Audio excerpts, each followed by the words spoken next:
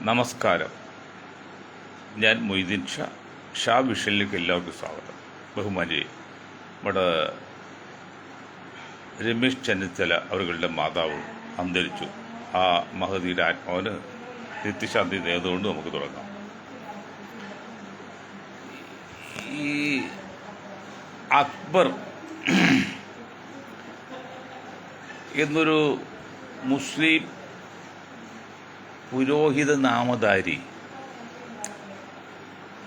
കുറേയധികം ചാനലൊക്കെ വന്ന് പല പല പരീക്ഷകളോ പല കാര്യങ്ങൾ നടത്തി. അതൊക്കെ നടത്തിയ കൂട്ടത്തിൽ ഞങ്ങളൊരു കാര്യം വ്യക്തമായിട്ടും പറഞ്ഞു, നിങ്ങൾ എന്ത് നടത്തിക്കും, പക്ഷെ മറ്റൊരു മതത്തെ താരതമ്യപ്പെടുത്തി ആ മതം മോശമാണ്, ഇസ്ലാം മതം നല്ലതാണ് എന്നുള്ള അഭിപ്രായം നിങ്ങൾ പറയരുത്. അത് പറയാൻ നിങ്ങൾക്ക് അവകാശമില്ല. നിങ്ങളുടെ മതം നല്ലതാണ് പറഞ്ഞൊരു കുഴപ്പമില്ല. പ്രത്യേകം ക്രിസ്തു മതത്തെക്കുറിച്ച് ക്രിസ്ത്യൻ സമുദായവും മുസ്ലിം സമുദായം തമ്മിൽ അകലാനുള്ള പ്രധാന കാര്യം ഒന്ന്, ഈ അക്ബർ എന്ന വാസ്തവം ഞാൻ മുസ്ലിം ചാരനായിട്ട് കണക്കാക്കാൻ പറ്റുള്ളൂ, മുസ്ലിമായിട്ട് കണക്കാക്കാൻ പറ്റില്ല. കാരണം എത്രയൊക്കെ താടി ഉണ്ടായാലും നമസ്കാരം ഉണ്ടായാലും സമുദായത്തിൽ സ്പർദ്ധ ഉണ്ടാക്കുന്ന ഒരു സംഭവം ചെയ്യുന്നതിൽ സപ്പോർട്ട് ചെയ്യാൻ പറ്റില്ല. അത് ഏതായാലും ഇപ്പം അത് കുറച്ച് കുറവുണ്ട്, ഇപ്പം അങ്ങനെ വെല്ലുവിളിയില്ല. ഇപ്പം വേറൊരു സംഭവം പെരുമ്പാർക്കാൻ ഒരു കാക്കയുടെ പേരെ പറഞ്ഞത്, അവരിതുപോലെ ആ രൂപം കണ്ടാൽ തന്നെ അറിയാം ഒരു മുസ്ലിം ലുക്കല്ല, എന്തെങ്കിലും ആകട്ടെ ഒരു ഒരു ഒരു കൃത്രിമത്വം കാണുന്നുണ്ട്. കാരണം ഇത് മനഃശാസ്ത്ര കൂട്ടാൻ വേണ്ടി.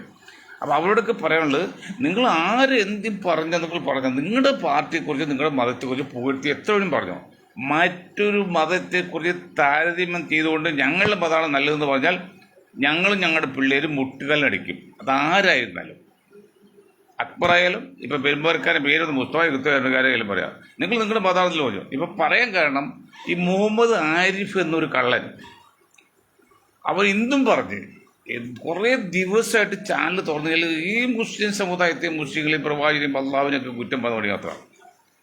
അവസാനമായിട്ട് പണ്ടും ജാമ്യത ടീച്ചർ കൊടുത്തു, അവസാനമായിട്ട് ഞങ്ങളൊരു താക്കീത് കൊടുക്കുകയാണ്. അവസാനമായിട്ട് ഈ ആരിഫിന് ചെറുപ്പക്കാരാണ്, മുസ്ലിം പേരുണ്ടെങ്കിൽ കണ്ടെത്താൻ ഒരു ക്രിസ്ത്യൻ ലുക്കാണ്, എന്തെങ്കിലും ആകട്ടെ, അതൊന്നും കുഴപ്പമില്ല. അത് ഇന്ന് പറഞ്ഞൊരു കാര്യം അറിയോ, വേറൊരുത്തെ കൊണ്ട് ചോദിപ്പിക്കാം. ഒരു പുരോഹിതൻ പറഞ്ഞു, ഗർഭിണിയായ സ്ത്രീകൾ 10 മാസമായാലും പുരുഷൻ ആവശ്യപ്പെട്ടാൽ ഭർത്താവിന് സെക്സിന് അനുവദിക്കണം. സാധാരണ അത് പറയുമ്പോൾ ഈ അല്പജ്ഞന്മാർക്കെല്ലാം എന്തൊരു തെറ്റിദ്ധാരണ വരും. ഇപ്പം ചില സ്വകാര്യ ആശുപത്രി ചെന്നല്ലോ, പ്രത്യേക കന്യാസ്ത്രീ ഡോക്ടർമാരെ കണ്ടിട്ടുണ്ടല്ലോ, ഗർഭം ധരിച്ചാൽ ചെന്ന് പിന്നെ പുരുഷ തൊടിയിക്കില്ല, കാണുമ്പോൾ എനിക്കകത്ത് ചില സ്ഥലങ്ങളുണ്ട്, പരാതി ഉണ്ട്. അത് അവർക്ക് ആ നേച്ചർ അയക്കാം, പക്ഷെ അതുകൊണ്ട് കാര്യമില്ല. പക്ഷെ ഇതൊരു മനഃശാസ്ത്ര കൂട്ടായ്മയാണ്. ഞാൻ ആദ്യം പറഞ്ഞു, ആധുനിക സെക്സ് ശാസ്ത്രം, ആധുനിക മനഃശാസ്ത്രം പറയുന്നത് ഗർഭിണികൾക്ക് ആ സമയത്താണ് കൂടുതൽ സെക്സ് ആവശ്യം.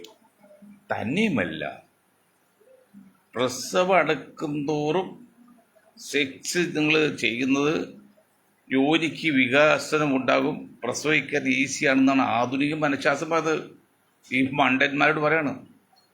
അല്ല, എനിക്കറിയാവുന്ന സുഹൃത്ത്, ഞാനൊരു മനഃശാസ്ത്ര വിദ്യാർത്ഥിയാണ്, ഞാൻ പറഞ്ഞില്ല. അതുകൊണ്ട് എല്ലാ കാര്യങ്ങളും ഇപ്പോൾ 60 വയസ്സായ ഒരു സ്ത്രീയുടെ വികാരം അഭിപ്രായം എന്താണ്, 3 വയസ്സായ കുഞ്ഞിൻ്റെ ഇതെന്താണ്, 3 വയസ്സ് കുഞ്ഞിന് ചോദിക്കാൻ പറ്റില്ല. അതുപോലെ 90 വയസ്സായിട്ട് കിടപ്പുന്ന സ്ത്രീ, അതൊക്കെ ഞങ്ങൾ പഠിച്ചുകൊണ്ടിരിക്കുകയാണ്. എങ്കിൽ നമുക്ക് സത്യം അറിയാൻ പറ്റുള്ളൂ.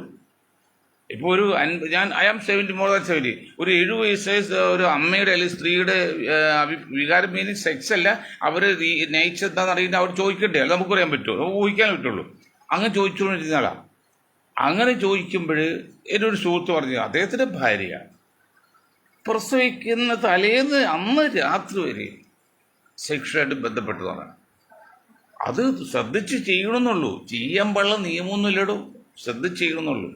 ഈ ആരിഫിൻ്റെ ചോദ്യം ചോദിക്കുന്ന ആളുടെയൊക്കെ ഭർത്താവ് കട്ടെ, അവരാണ് അതിൽ പുരോഗതി ചിന്താഗതിക്കാരും വലിയ മോഡേൺ ഏജ് എന്ന് പറയുന്നത്. ഈ മോഡേൺ ഏജ് പറഞ്ഞു ചേകന്നൂർ അഹമ്മദ് മൗലി ഉണ്ട്, ചേകന്നൂർ മുഹമ്മദ് മൗലി ആട്ടെ.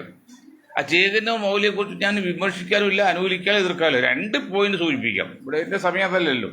ഒന്ന്, അദ്ദേഹം പുസ്തകം ഞാൻ വായിച്ചിട്ടുണ്ട്, അദ്ദേഹം ആരോ തല്ലിക്കൊന്ന കേസൊക്കെ ഉണ്ടല്ലോ. അദ്ദേഹം പറയുന്നത് ഏറ്റവും വലിയ കൂലി എന്ന് പറയുന്നത് ഇസ്ലാമിൽ പറയുന്നത് മറ്റെന്തിനേക്കാൾ ഇബാദത്തിൽ ആണ്, നമസ്കാരമാണ് ഏറ്റവും വലിയ ഇബാദത്ത് തന്നെ, മറ്റെന്തിനേക്കാൾ. പക്ഷേ ഈ മുഹമ്മദ് പറയുന്നത്, ചേകന് പറഞ്ഞറിയോ അതെങ്ങനെ ശരിയാവുന്നത്? നമ്മൾ അധ്വാനിച്ചുണ്ടാക്കിയ പൈസ മറ്റുള്ളവർക്ക് ധർമ്മം കൊടുക്കുന്നതല്ലേ ഏറ്റവും വലിയ കൂലിയെന്ന്. അഹമ്മദ് സാ അദ്ദേഹം മരിച്ചു പറഞ്ഞിട്ട് കാര്യമില്ല. എന്നാൽ അദ്ദേഹത്തിൻ്റെ അനുയായികളോട് പറയണ മണ്ട ശിരോമണികളെ, ഞാൻ നിങ്ങളൊക്കെ വെല്ലുവിളിക്കുകയാണ്. എന്താ വെല്ലുവിളി? നിങ്ങൾ ഒരു മാസം തുടർച്ചയായിട്ട് ഒരു ഒകത്ത് ഒരു പ്രാവശ്യം നമസ്കാരം പോലും വീഴ്ച വരുത്താൻ നിങ്ങൾ ചെയ്യാൻ പറ്റുമെന്ന് ശ്രദ്ധിച്ചു നോക്ക്. അപ്പോൾ 10, 50, 60 വർഷം ഒരു ഒകത്തിൽ നമസ്കാരം വീഴ്ച വരുത്താതെ കൃത്യസമയത്ത് ചെയ്തു പോകുന്ന ഒരാളുണ്ടെങ്കിൽ അത് വലിയ ത്യാഗം തന്നെ, വലിയ അധ്വാനം തന്നെ, വലിയ ശ്രദ്ധ തന്നെയാണ്. പണം നമ്മളുണ്ടാക്കി അധ്വാനിച്ചാക്കി പണം ഉണ്ടാവും. ആ പണം ആർക്കും കൊടുക്കാം. ആ പണം കൊടുക്കാൻ വലിയ അധ്വാനമൊന്നുമില്ല. പണം ഉണ്ടാക്കാൻ അധ്വാനം ഉണ്ടായിരിക്കും. അത് മനസ്സിലാക്കണം. നിങ്ങൾക്ക് അറിയുന്നത് നമ്മൾ ഗുളിക കൊണ്ട് ഈ വായിലിടാൻ പറഞ്ഞു വൈദ്യർ, അതുകൊണ്ട് നാവിലിടാൻ പറഞ്ഞ് നാഭിക്കിട്ട് രോഗി മരിച്ച പോലെ ഇടും. നിങ്ങൾ വാക്കത്താ നോക്കുന്നത്. അപ്പോൾ ചേകന്നൂരിൻ്റെ കാര്യം ശരിയാണോ പറയാൻ പറ്റുമോ? ഞാനത് ഒരുപെട്ട് ചിന്തിച്ച വിഷയങ്ങൾ ശരിയാണല്ലോ. അദ്ദേഹം പറയുന്നത് അധ്വാനിച്ചിട്ടാക്കുന്ന പൈസ കൊടുക്കുന്നതിൽ ഏറ്റവും വലിയ കൂലി വേണ്ടത് എന്ന് ഞാൻ അങ്ങനെ ചിന്തിച്ചത്. പക്ഷെ ചിന്തിച്ച് അവസാനം എത്തിയപ്പോൾ അള്ളാഹുവിൻ്റെ വ്യാഖ്യാനം സാധാരണ മനുഷ്യരെ വ്യാഖ്യാനമല്ല, വ്യത്യസ്തമാണ്. അത് മനസ്സിലാക്കുന്നതിന് എക്സ്ട്രാ ഓർഡിനറി കഴിവ് വേണം. അപ്പോൾ നിങ്ങൾക്ക് ഏകദേശം മനസ്സിലാക്കണം, വിശദീകരണ സമയമില്ല. മറ്റൊന്ന് അംഗശുദ്ധി, ഒന്നു കൊടുക്കാന്ന് പറയും മുസ്ലിങ്ങൾ പ്രാർത്ഥനയ്ക്ക്. അപ്പോൾ ഒന്നു കൊടുക്കുമ്പോൾ അടിയിൽ പിടി ഗ്യാസ് പോയാൽ പിന്നെ വീണ്ടും ഒന്നു കൊടുക്കലാണ് ഇസ്ലാം പറയുന്നത്. അപ്പോൾ ആ മനുഷ്യൻ പറയോ അങ്ങനെയാണ് ആ ഭാഗമല്ലേ കഴുകേണ്ടതെന്ന്. നേരിട്ട് നോക്കുമ്പോൾ ശരിയല്ലേ, അതിൽ കൂടി ഇത് പോയത്. ഞാൻ ചോദിക്കട്ടെ, ഇപ്പോൾ പള്ളിയിൽ ഒരാൾ നമസ്കരിക്കാൻ വന്ന് ഒതു കൊടുത്ത് നമസ്കരിക്കാതെ നമസ്കാരം കഴിഞ്ഞ് ഇരിക്കുമ്പോൾ ഗ്യാസ് പോയി. ആ സമയത്ത് ഈ ചന്തി കഴുകാൻ പറ്റുമോ? ആലോചിച്ച് നോക്കി. ചന്തി കഴുകണമെങ്കിൽ അതൊക്കെ കഴുകുക. ബാത്റൂമിൽ പോയി ചന്തി കഴുകാനൊക്കെ പറ്റുമോ? അതുകൊണ്ടൊക്കെ അത് സൃഷ്ടിച്ച ആൾക്കറിയാം അതിൻ്റെ ബുദ്ധിമുട്ട്. സൃഷ്ടാവ് പറഞ്ഞ് നിങ്ങളത് വീണ്ടും അംഗശുദ്ധി വെച്ചാൽ മതി. അപ്പം അങ്ങനെ വാക്കത്ത് നോക്കരുത്. അതുപോലെ ഞാൻ പറഞ്ഞ ഈ ആരിഫിനോട്, നിങ്ങൾക്ക് ഏതോ പ്രതിഫലം കിട്ടുന്നുണ്ട്, നിങ്ങളതുകൊണ്ട് ലക്ഷങ്ങൾ സമ്പാദിക്കണം തോന്നുന്നുണ്ട്, നിങ്ങൾ മോങ്ങണ്ടാലൊക്കെ പറയുന്നുണ്ട്, ആയിക്കോ. പക്ഷെ ഒരു പരിധിയിൽ കൂടുതൽ ഈ ഇസ്ലാം അല്ലെങ്കിൽ മുസ്ലിം മതത്തെ നിങ്ങൾ കരുതി കൂടി ആക്രമിച്ചാൽ അത് ശാരീരികമായിട്ട് പോലും അത് നിങ്ങൾ പിന്നെ അനുഭവിക്കേണ്ടി വരുമെന്ന് വ്യക്തമായിട്ട് പറയാം. കാരണം നിങ്ങൾ വിമർശിച്ചോ, പക്ഷെ അന്ധമായിട്ട് ഏത് മതത്തെയും, ഞാൻ അക്ബറിനോട് പറഞ്ഞതാണ്, ഒരു മതത്തെ പ്രത്യേകിച്ച് ക്രിസ്ത്യൻ മതത്തെക്കുറിച്ചും അങ്ങനെ പറയാൻ പാടില്ല. അങ്ങനെ പറഞ്ഞ ശേഷമാണ് ക്രിസ്ത്യൻ സമുദായത്തിലെ പുരോഹിതന്മാരും ഈ മുസ്ലിം സമുദായം ചെറിയ അകൽച്ചയ്ക്ക് പല കാര്യങ്ങളും ഒരു കാരണം അതാണ്. അത് ഞാൻ ആമുഖമായിട്ട് പറഞ്ഞോളാം, വിഷയം എന്നല്ല നമ്മുടെ വിഷയം. ഇന്നലെ എനിക്ക് ഒരാൾ ഒരു സൂചന പറഞ്ഞു. അതെൻ്റെ അഭിപ്രായമല്ല, അദ്ദേഹം പറഞ്ഞ അഭിപ്രായം. അദ്ദേഹം പേര് ക്രിസ്ത്യാനിയാണോ ക്രിസ്ത്യൻകാണോ മുസ്ലിമാണോ അല്ലെങ്കിൽ ഒന്നും നമുക്ക് പറയുന്നില്ല, പേരൊന്നും പറഞ്ഞില്ല, മാറ്റർ മാത്രമേ ഉള്ളൂ. അപ്പോൾ ഞങ്ങളെ സംബന്ധിച്ച് ആര് പറഞ്ഞു നോക്കാറില്ല, എന്ത് പറഞ്ഞു നോക്കുന്നത്, അതാണ് എൻ്റെ ഫിലോസഫി. അപ്പോൾ അദ്ദേഹം ആരും നീ നോക്കേണ്ട ആവശ്യമില്ല. പക്ഷെ എന്താ പറഞ്ഞത് ശ്രദ്ധിച്ച് കേൾക്കണം. ഇന്ത്യയിലെ RSS, ഇന്ത്യയിലെ മുസ്ലിങ്ങൾ ശ്രദ്ധിച്ച് കേൾക്കണം. 100 വർഷം മുമ്പ് അല്ലെങ്കിൽ ഇന്ത്യ വിഭജിക്കുന്നതിന് മുമ്പ്, ഇന്ത്യക്ക് സ്വാതന്ത്ര്യം കിട്ടുന്നതിന് മുമ്പ്, അന്ന് ഏതാണ്ട് 50% മുസ്ലിങ്ങളുണ്ടായി ഇന്ത്യയിൽ. 50-40% കിട്ടുന്നുണ്ട്. അതേസമയത്ത് അത് മുമ്പാണ്, 100 വർഷം മുമ്പ് പറയുമ്പോൾ അതിനൊക്കെ മുമ്പാണല്ലോ. RSSൻ്റെ സ്ഥാപകൻ പറഞ്ഞു മുഖ്യ ശത്രു 3 പേരാണ്. ഒന്ന് മുസ്ലിങ്ങൾ, ഒന്ന് ആഭ്യന്തര ശത്രുക്കൾ, ഒന്ന് മുസ്ലിങ്ങൾ, ഒന്ന് ക്രിസ്ത്യാനികൾ, ഒന്ന് പിന്നെ കമ്മ്യൂണിസ്റ്റുകാർ. ഇനിയിപ്പോൾ 4ാമത് പറഞ്ഞുകൊണ്ട് ജനാധിപത്യവാദികൾ പറയുന്നുണ്ട്.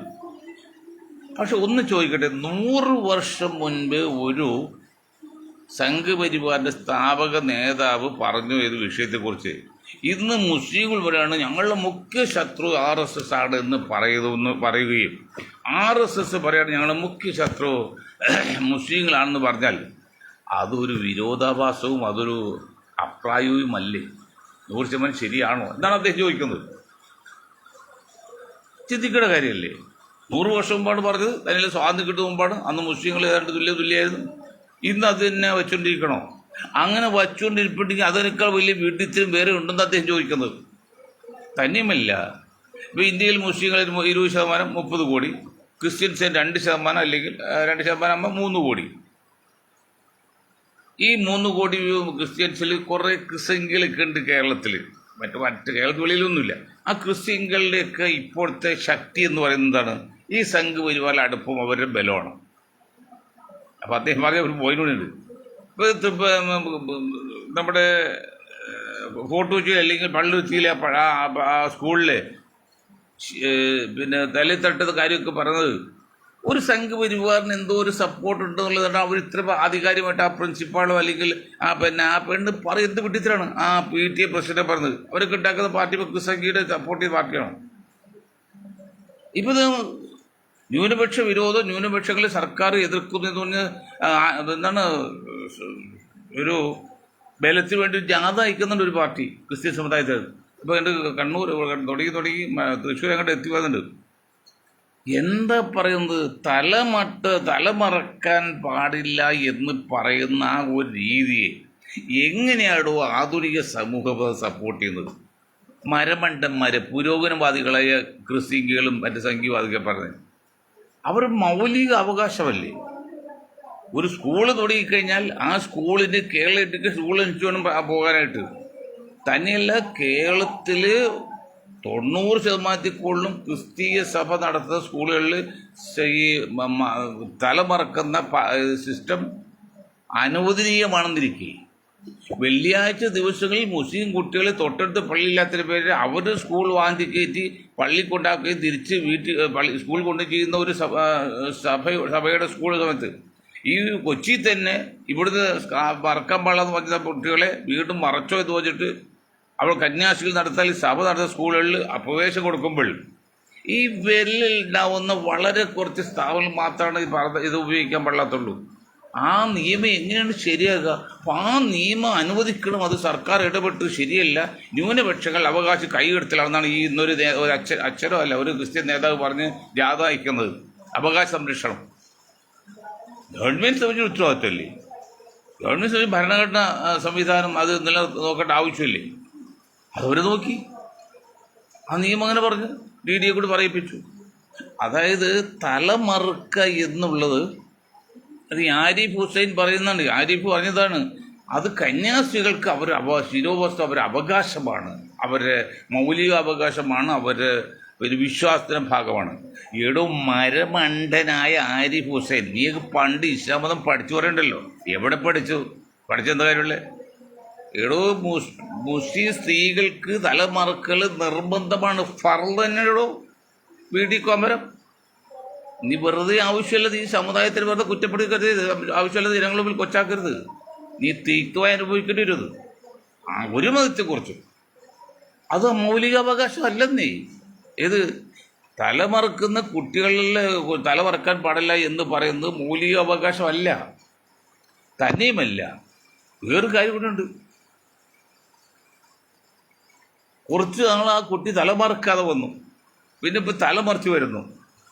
അപ്പോൾ കുറച്ച് നാൾ തലമറക്കാതെ വന്നില്ലേ, ഇപ്പം എന്ത് തലമറക്കുക വെച്ചാൽ അത് ചോദ്യത്തിന് ഉത്തരവില്ലടോ. അത് ന്യായമല്ല. ഒരു നിമിഷത്തേക്കാണെങ്കിലും തലമറച്ച് വരുന്ന ഒരു കൂടി കുട്ടി വിദ്യാർത്ഥിക്ക് ആകെ തോന്നിയാൽ അത് സപ്പോർട്ടിങ്ങളാണ്. മുസ്ലിം വിദ്യാർത്ഥികൾ മുസ്ലിം പെൺകുട്ടികൾക്ക് തലമറക്കാൻ പാടില്ല എന്നുള്ള നിയമം നിങ്ങൾ എഴുതിയുണ്ടാക്കിയ നിയമാവില്ല. കേരള എഡ്യൂക്കേഷൻ റൂളിനനുസരിച്ച് സ്ഥാപനം നടത്താൻ പറ്റുള്ളൂ. അത് നിങ്ങളൊരു അച്ഛനോ അല്ലെങ്കിൽ ഒരു PTA പ്രസിഡന്റോ അല്ലെങ്കിൽ ക്രിസ്ത്യൻക്കോ ഒക്കെ ഒരു നിയമം ഉണ്ടാക്കി അത് ഞങ്ങളുടെ സ്കൂൾ നിയമം, അത് നിയമമല്ല.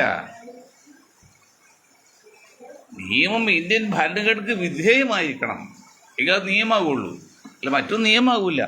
അങ്ങനെ ഭരണഘടനയ്ക്ക് വിരുദ്ധമായ നിയമം ഉണ്ടാക്കിയിട്ട് അത് ഞങ്ങളുടെ അവകാശമാണ്, അത് വേണം എന്ന് പറഞ്ഞാണ് ഇപ്പോൾ ഏതൊരു ക്രിസ്ത്യക്ക് ജാഥ നയിക്കുന്നത്. ഈ അഭ്യാസമൊന്നും വേണ്ട.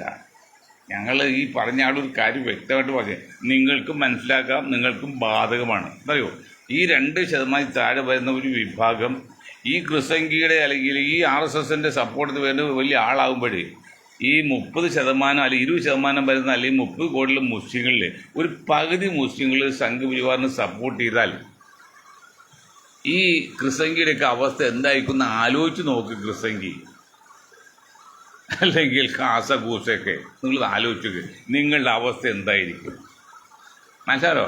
അപ്പം അങ്ങനെയുള്ള ഒരു കടുങ്കൈയൊന്നും ചെയ്യാൻ നിങ്ങൾ സാഹചര്യം ഉണ്ടാക്കില്ലേ എന്ന് വിനീതമായി ആ ആൾ അപേക്ഷിക്കുകയാണ് എന്നോട് അപേക്ഷ പറയാണ്. ഇങ്ങനെ മുസ്ലിം സമുദായത്തെ കൊണ്ട് കടുങ്കൈ ചെയ്യിപ്പിക്കരുത്. നിങ്ങൾ ആ കടുങ്കൈ അവർ ചെയ്യാൻ ശ്രമിച്ചാൽ ഈ 2% താഴെ വരുന്ന ക്രിസംഖ്യയിൽ അതിൽ തന്നെ ഓരോ 1000 പേരുള്ളൂ ക്രിസംഖ്യയിൽ. അത് ആ ക്രിസ്ത്യൻ സമുദായത്തിന് ക്ഷീണം പറ്റുന്നത്. ക്രിസ്ത്യൻ സമുദായത്തിൽ വരുന്ന ഓരോ ക്ഷീണവും അക്ഷരം പ്രതി മുസ്ലിമായ എന്നെ ഉൾപ്പെടെ ഞങ്ങളെ സംബന്ധിച്ച് അത് ഞങ്ങൾക്ക് ക്ഷീണം തന്നെയാണ്. അതിൽ ഒരു സംശയം വേണ്ട. നമ്മുടെ ഒരു കണ്ണ്, നമ്മുടെ ഇടത് കൈയും വലത് കൈയും വ്യത്യാസമുണ്ട്. പക്ഷേ ഇടത് കണ്ണും വലത് കണ്ണും വ്യത്യാസമല്ല, ഒരേ പെർഫോമൻസാണ്. അപ്പോൾ അതുകൊണ്ട് ഞങ്ങൾ ഇടത് കണ്ണ് പോലെയാണ് വലത് കണ്ണ് പോലെയാണ് ക്രിസ്ത്യൻ മുസ്ലിം സമുദായത്തിൽ ഞങ്ങൾ ഇന്ത്യയിൽ കാണുന്നത്. അപ്പോൾ ഇടത് കണ്ണിന് ഒരു അപകടം പറ്റിയാൽ വലത് കണ്ണ് നമുക്ക് അറിയാമല്ലോ, ഒരു കണ്ണിൽ നിന്ന് പറ്റിയാൽ അവർ 2 കണ്ണടയും. ഒരു കണ്ണ് മാത്രമല്ല 2 കണ്ണടയും. അത്ര കോമ്പിനേഷൻ അവർ. അതുപോലെ ഞങ്ങളെ സംബന്ധിച്ച് ക്രിസ്ത്യൻ സമുദായം മുസ്ലിം സമുദായം ഇന്ത്യയിൽ ഒരേ തൂവൽ പക്ഷികൾ മാത്രമല്ല, അവർ പരസ്പരം അവരവരുടെ സമുദായം നിലനിർത്താൻ വേണ്ടി ജീവൻ കളയാൻ വരും തയ്യാറാണ്. അങ്ങനെയാണ് ഇന്ത്യൻ മുസ്ലിങ്ങൾ ക്രിസ്ത്യൻ സമുദായത്തിൽ പെരുമാറുന്നത്. ചിലവർ തെറ്റ് ചെയ്തിട്ടുണ്ടാവില്ലെന്നല്ല, അതുപോലെ 2 സമുദായത്തിൽ കാണാം, അതൊക്കെ തെറ്റ് തന്നെയാണ്. പക്ഷെ അങ്ങനെ വരുമ്പോൾ ഈ നിങ്ങൾ കാണിക്കുന്ന ഈ പേക്കൂത്തും ബുദ്ധിയില്ലായ്മയും കാണിച്ചാൽ 20% വരുന്ന 30 കോടിയുള്ള മുസ്ലിങ്ങളിൽ പകുതിയെങ്കിലും സംഘപരിവാറിനോട് സപ്പോർട്ട് ചെയ്താൽ, ചെയ്യില്ലെന്ന് പറയാൻ പറ്റില്ല. നിങ്ങളുടെ അവസ്ഥ എന്തായിരിക്കും? നിങ്ങൾ ചിന്തിച്ചിട്ടുണ്ടോ എന്തെങ്കിലും? ഇപ്പം ഞാൻ ഇപ്പോൾ മുസ്ലിം ലീഗ് മുസ്ലിം ലീഗ് BJPയോട് സഖ്യം ഉണ്ടാക്കിയ മുസ്ലിം ലീഗിന് മുഖ്യത്യാഗം തീരുമാനിച്ച് കുഞ്ഞാലിക്കുട്ടിയെ മുഖ്യത്യാഗം മുന്നോട്ട് പോയി കഴിഞ്ഞാൽ കേരളത്തിൽ പിന്നെ അവരെ എതിർക്കാൻ ആരുടെ? അല്ലെങ്കിൽ ഇന്നത്തെ പിന്നെ BJPയുടെ കൂടെ ഒരു 10% അല്ലെങ്കിൽ ആകെ മുസ്ലിങ്ങൾ ഒരു 50% BJP അല്ലെങ്കിൽ RSSനെ സപ്പോർട്ട് ചെയ്താൽ പിന്നെ അവർ തോൽപ്പിക്കുന്ന ആരുണ്ട് ഇന്ത്യയിൽ? രാഹുലിനും കൂടി സാധിക്കുമോ? ലാലുവിനും കൂടി സാധിക്കുമോ? അപ്പം അങ്ങനെയുള്ള കടുങ്കൈയൊന്നും ഒരു പിടി ക്രിസ്ത്യൻ നേതാക്കളെ, ക്രിസ്ത്യൻ കാസകളെ നിങ്ങൾ ചെയ്യുന്നത്, നിങ്ങൾ ആ സമുദായത്തോട് ചെയ്യുന്ന ഏറ്റവും നെറുകേടും വഞ്ചനയായിരിക്കും. ഇത് നിങ്ങൾ മാത്രമല്ല, മുസ്ലിങ്ങൾ എടുത്താലും മുസ്ലിം ഒരു വളരെ വിരലുണ്ടാവുന്ന തീവ്രവാദികളും ഭീകരവാദികളുണ്ട്. അവരുടെ പണിയും ഇത് തന്നെയാണ്, മുസ്ലിങ്ങൾ തല്ലുവിളിക്കലാണ്. എൻ്റെ ഒരു സുഹൃത്തുണ്ട് വേലായുധൻ, RSS ട്രെയിനിങ്ങിന് സമയത്ത് പോഞ്ഞാശ്ശേരിയിൽ സംഭവം ഉണ്ടായി. വിസിൽ ഊതി അടിച്ചോളൂ എന്നുള്ളതാണ് വയസ്സിൽ. ഒരു വന്നപ്പോൾ വിസിൽ ഊതിക്കൊണ്ട് ഇയാൾ ഓടിപ്പോയി.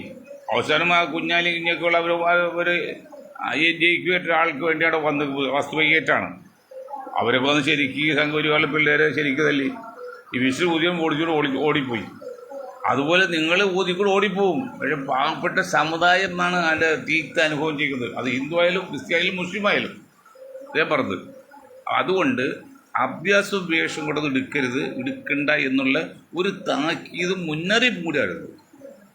ഞാൻ ക്രിസ്ത്യൻ സമുദായത്തോട്, ബുദ്ധിയുള്ള ക്രിസ്ത്യൻ സമുദായത്തോട് ചോദിക്കേണ്ടത് സഭാ നേതൃത്വം ചോദിക്കണം. ഈ രീതിയിലൊരു തീരുമാനം ഇന്ത്യയിൽ എടുത്താൽ ഈ 30 കോടിയുള്ള മുസ്ലിങ്ങൾ, 20% വരുന്ന മുസ്ലിങ്ങളിൽ 50% 10 കോടി 10% മുസ്ലിങ്ങൾ സംഘപരിവാറിന് ഒരു സപ്പോർട്ട് ചെയ്യാൻ തീരുമാനിച്ചാൽ പിന്നെ ആ സംഘപരിവാറും ഈ സപ്പോർട്ട് വരുന്ന ഒരു പ്രസ്ഥാനത്തെ അല്ലെങ്കിൽ ഒരു ഗ്രൂപ്പിനെ ഈ തോൽപ്പ് ഇന്ത്യയിൽ വേറെ ആരിട്ടിടും? കമ്മ്യൂണിസ്റ്റുകാരോടും കോൺഗ്രസ്സുകാരോടും ഒക്കെ ചോദിക്കണം. ഈ പറഞ്ഞ ആൾ അതാ പറയുന്നത്. പിന്നെ കമ്മ്യൂണിസ്റ്റ് വിചാരിച്ചാലും കോൺഗ്രസ് വിചാരിച്ചാലും ലാലു വിചാരിച്ചാലും രാഹുൽ ഗാന്ധി വിചാരിച്ചാലും പിന്നെ ആ ശക്തി തോൽപ്പിക്കാൻ പറ്റുമോ? ആ ശക്തിയുടെ പരമാധികാരിയായിരിക്കും. മുസ്ലിങ്ങളെ സംബന്ധിച്ച് അവർക്ക് 20% ഉണ്ടെങ്കിൽ ആ 20% വ്യക്തമായൊരു ആനുകൂല്യം ജനസംഖ്യക്ക് ആനുപാതികമായിട്ട് കിട്ടിയാൽ അവർ പെർഫെക്റ്റായി, അവർ സന്തോഷമായി, സംഘപരിവാർ തടസ്സമില്ല. ബാക്കി 80% അവർക്ക് അവിടെ കണക്കാക്കാം, അവർക്കത് പോരെ.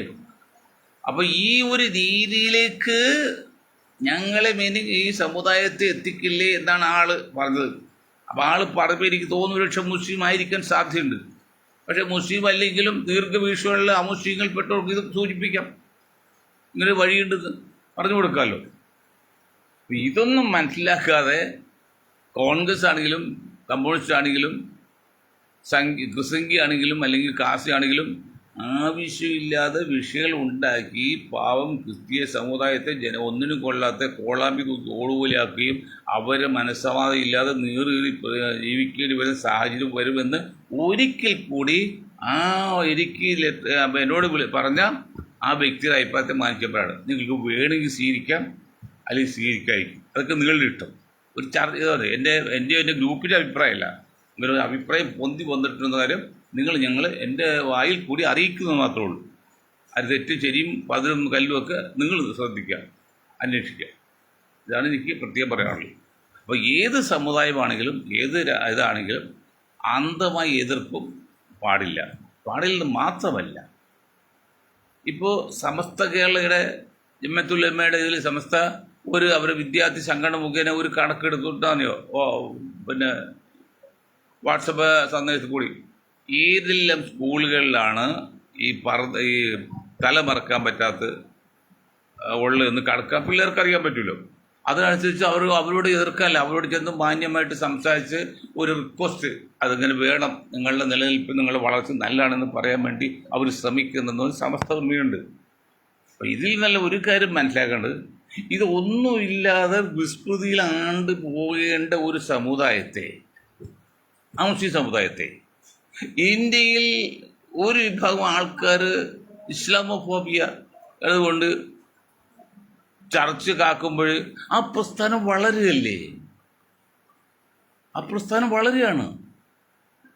ഇദ്ദേഹം പറഞ്ഞ ഒരു പോയിന്റ് കൂടി ഞാൻ പറയാം. അതെനിക്ക് പറയാൻ കൊള്ളാമെന്ന് എനിക്കല്ല, ഞാൻ എൻ്റെ സമുദായത്തിൽ ക്ഷീണം ചെയ്യുമെന്ന് എനിക്കറിയില്ല. എങ്കിൽ അദ്ദേഹം പറഞ്ഞ കാര്യം പറയാതിരിക്കാൻ പറ്റില്ല. ശ്രദ്ധിച്ച് കേൾക്കേണ്ടത് വളരെ ഗൗരവമുള്ള കാര്യമാണ്. അത് ഞാൻ പുറത്ത് പറഞ്ഞാൽ എന്തുമാത്രം അപകടം ചെയ്യുമെന്ന് എനിക്കറിയില്ല. എന്നാലും അതും ഞാൻ സൂചിപ്പിക്കുകയാണ്.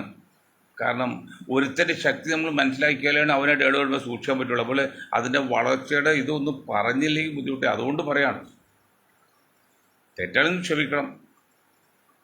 അതായത് 1950 35 കോടിയാണ് ഇന്ത്യൻ ജനസംഖ്യ ആകെ ഉണ്ടായിരുന്നത്. ആ 35 കോടിയിൽ നിന്ന് വെറും 30% വോട്ട് ചെയ്താണ് അന്ന് നെഹ്റു പ്രധാനമന്ത്രിയായത്. ബാക്കി 60-70% പുറത്ത് കിടക്കായിരുന്നു, വോട്ട് ചെയ്തിട്ടില്ല. എന്നാൽ അത്രേ ഉള്ളൂ വോട്ട്. അത് 75 വർഷം കൊണ്ട് 1950 2025 50 + 25 = 75 years, 75 വർഷം കൊണ്ട് ഇന്ത്യൻ ജനസംഖ്യ ഏതാണ്ട് 150 കോടി റൗണ്ട് അബൌട്ട്.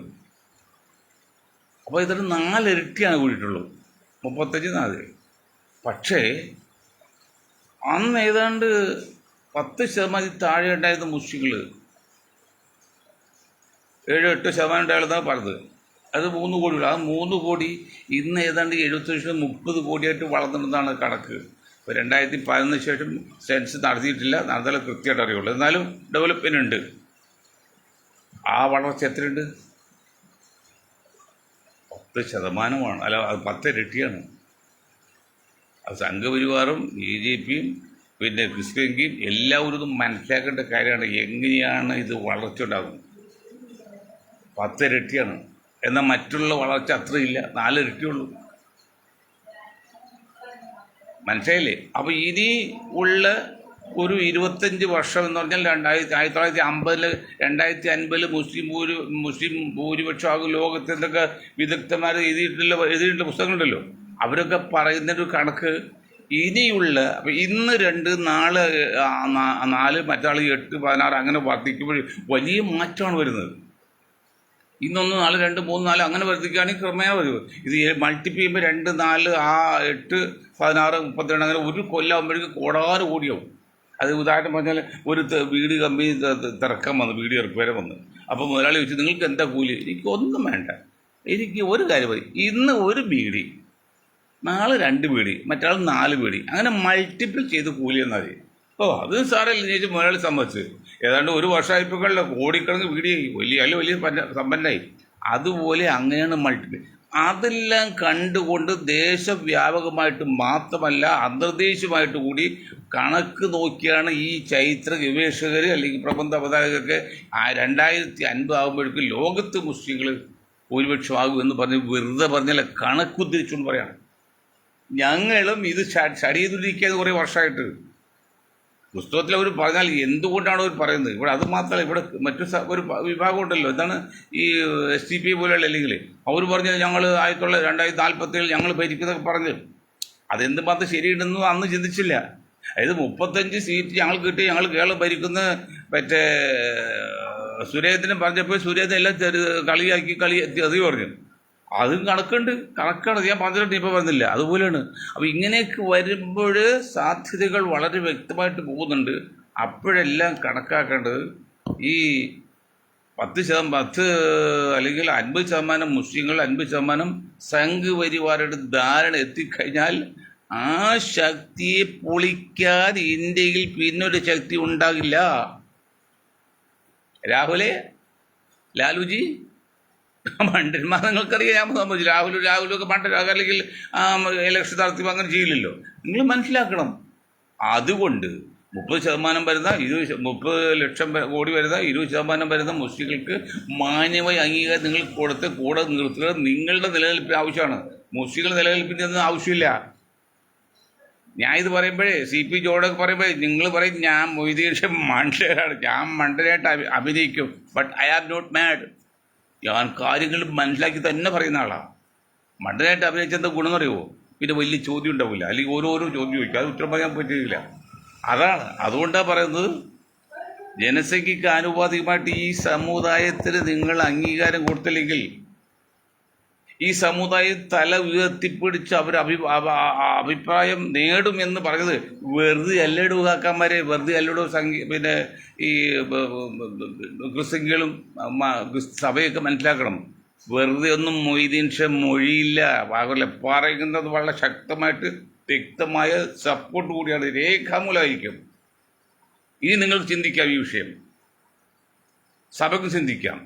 മറിച്ച് സഭയുടെ അവസ്ഥ എന്താണ്? ഇന്ത്യയിൽ ക്രിസ്ത്യൻ സമുദായയുടെ അവസ്ഥ എന്താണ്? അവർ വളരെ താഴോട്ട് പോകാണ്. എനിക്ക് ദുഃഖമുണ്ട് പറയാൻ ദുഃഖമുണ്ട്. അത് കേൾക്കുമ്പോൾ നമുക്ക് ദുഃഖമുണ്ട്.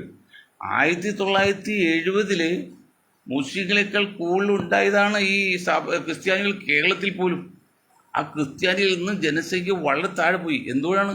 അവർ പ്രസവിക്കാൻ തയ്യാറല്ല, കല്യാണം കഴിക്കാൻ തയ്യാറല്ല. കഴിച്ചതിന് 40 വയസ്സാകുമ്പോൾ കഴിക്കണത്.